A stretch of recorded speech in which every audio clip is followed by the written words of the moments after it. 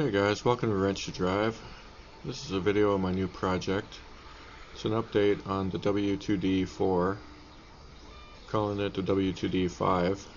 Yeah, super creative. As you can see, this is still the original body, my bug bouncer roll cage.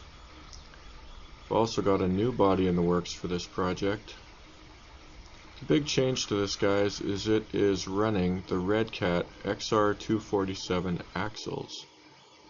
And there's the truck body, guys. Printing it out in the background as we speak.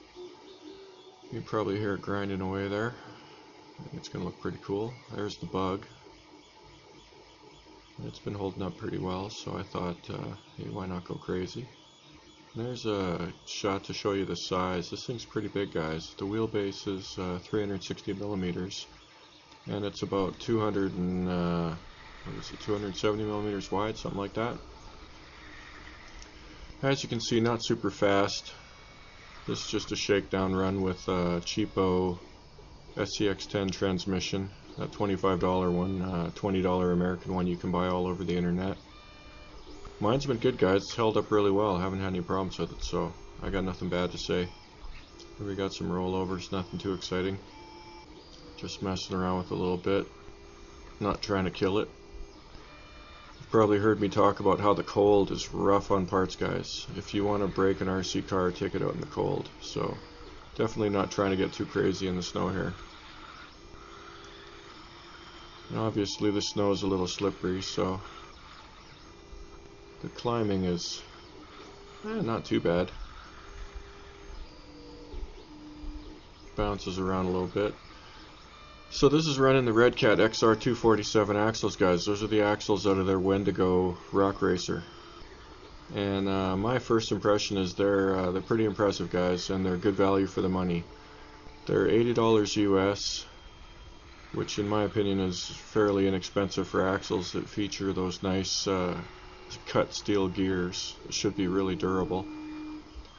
Overall, guys, the only downside to these axles is they're more set up for speed than they are for crawling, so the turning angle is probably not as sharp as some people would want. So if you want to build a crawler, that's what you're building, that's what it's for. You're going to need to probably add some caster blocks and some knuckles. I'm going to do up a project to do some custom ones down the road sometime here, so keep an eye on the website if that's what you're interested in.